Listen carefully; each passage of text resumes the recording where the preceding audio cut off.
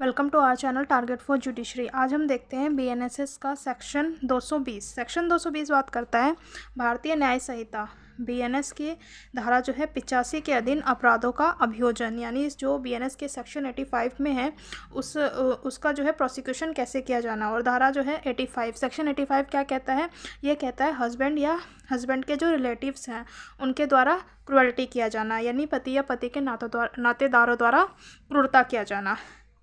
कोई न्यायालय भारतीय न्याय संहिता यानी कि कोई भी कोर्ट बीएनएस के सेक्शन जो है 85 के अधीन जो है दंडनीय अपराध का संज्ञान, यानी कि उसका कॉग्निजेंस कैसे लिया जाएगा, तो दंडनीय अपराध का संज्ञान जो है ऐसे अपराध को गठित करने वाले तथ्यों की पुलिस रिपोर्ट पर, या तो पुलिस रिपोर्ट पर या अपराध से व्यथित व्यक्ति द्वारा, या उसके पिता या माता, भाई बहन, या फिर जो पिता या माता है मतलब जो उनके पेरेंट्स हैं, पेरेंट्स के भाई बहन द्वारा जो है किए गए परिवाद पर, या फिर रक्त, विवाह या दत्तक ग्रहण द्वारा उसे संबंधित किसी अन्य व्यक्ति द्वारा न्यायालय की इजाज़त से किए गए परिवाद पर ही करेगा, अन्यथा नहीं करेगा। यानी सेक्शन 85 से रिलेटेड जो ऑफेंस है उसके लिए कंप्लेंट कौन फाइल कर सकता है, तो सेक्शन 220 ये कहता है कि ऐसा जो कंप्लेंट फाइल किया जाएगा वो या तो पुलिस रिपोर्ट पर होगा, या फिर जो है ऐसे अपराध को गठित करने वाले तथ्यों की जो फैक्ट हैं फैक्टों की जो है पुलिस रिपोर्ट पर होगा, या फिर जो विक्टिम पर्सन है, जो अग्रीव्ड पार्टी है उसके द्वारा होगा, या जो ऐसे अग्रीव्ड पर्सन है मतलब वैसे तो फीमेल ही होगी, तो अग्रीड पर्सन जो है उसके पिता, माता या भाई बहन द्वारा, या फिर जो पेरेंट्स हैं माता पिता के भाई बहन द्वारा जो है ऐसा कंप्लेंट फाइल किया जा सकता है, या फिर रक्त, विवाह, दत्तक, या फिर जो है कि दत्तक ग्रहण, रक्त या विवाह से संबंधित कोई अन्य व्यक्ति जो है वो भी न्यायालय की परमिशन से कंप्लेंट फाइल कर सकता है। ये बात करता है धारा 220।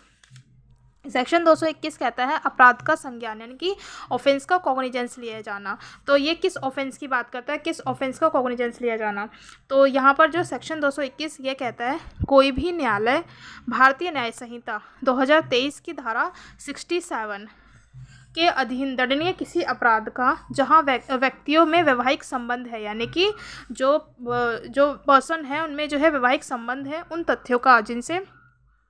पत्नी द्वारा पति के विरुद्ध परिवाद फाइल किए जाने, यानी कि वाइफ द्वारा जो है अपने हस्बैंड के खिलाफ जो है कंप्लेंट फाइल किया जाना या किए जाने का अपराध गठित होता है, प्रथम दृष्टया समाधान होने के सिवाय संज्ञान नहीं करेगा। यानी कि प्राइमा फेसी जो है वो ऐसा मैटर बनना चाहिए कि जिसके लिए कॉग्निजेंस लिया जा सके, अदरवाइज ऐसे कॉग्निजेंस नहीं लिया जाएगा। और सेक्शन 67 बीएनएस क्या कहता है? ये कहता है कि हस्बैंड वाइफ का जो है कि सेपरेशन के दौरान जो है हस्बैंड द्वारा जो है सेक्शुअल इंटरकोर्स किया जाना, ये है सेक्शन 221। तो इससे रिलेटेड जो कोई ऑफेंस है तो वहाँ पर प्राइमा फेसी जो है यदि कोई ऑफेंस गठित होता है तो ही उसका कॉग्निजेंस लिया जाएगा, अदरवाइज नहीं लिया जाएगा। अब हम देखते हैं सेक्शन 222। सेक्शन 222 कहता है मानहानि के लिए अभियोजन, यानी किसी पर्सन ने किसी के खिलाफ जो है डिफॉर्मेशन कर दिया है तो उसका प्रोसिक्यूशन कैसे किया जाएगा। और डिफॉर्मेशन को कहाँ डिफाइन किया गया है, तो बीएनएस में जो है सेक्शन 356 देखेंगे वहाँ पर मानहानि को बताया गया है।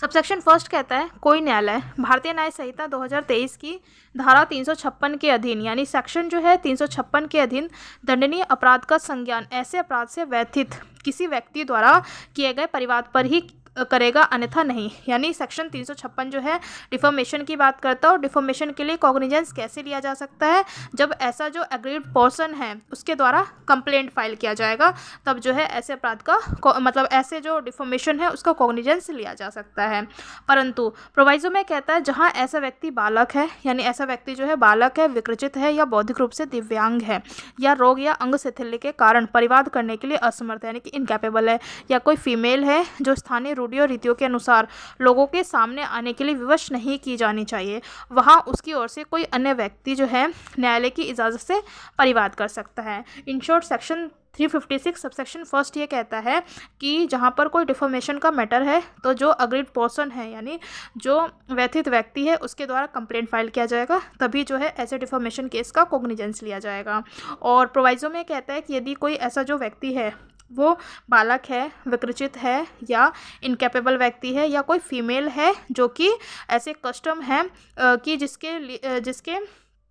जिससे वो जो है कि समाज के सामने नहीं आ सकती है, तो वहाँ पर न्यायालय की इजाज़त से जो है कि कंप्लेंट फाइल किया जा सकता है। सबसेक्शन 2 कहता है इस संहिता में किसी बात के होते हुए भी, यानी बीएनएसएस में किसी बात के होते हुए भी बीएनएस के सेक्शन जो है 356 के अधीन आने वाले किसी अपराध के बारे में यह अभिकथित है कि वह ऐसे व्यक्ति के विरुद्ध, यानी ऐसे पर्सन के खिलाफ जो ऐसा अपराध किए जाने के समय भारत का राष्ट्रपति, यानी जब ऐसा ऑफेंस किया जा रहा है वो भारत का राष्ट्रपति, भारत का उपराष्ट्रपति या किसी राज्य का राज्यपाल या किसी संघ राज्य क्षेत्र का प्रशासक या संघ या किसी राज्य या किसी संघ राज्य क्षेत्र का जो है मंत्री, संघ या किसी राज्य के कार्यकलापों के संबंध में नियोजित, यानी कि उसको एम्प्लॉय किया गया है, अन्य लोक सेवक था, उसके लोक कर्तव्य के निर्वहन में उसके आचरण के संबंध में किया गया, यानी कोई डिफॉर्मेशन जो है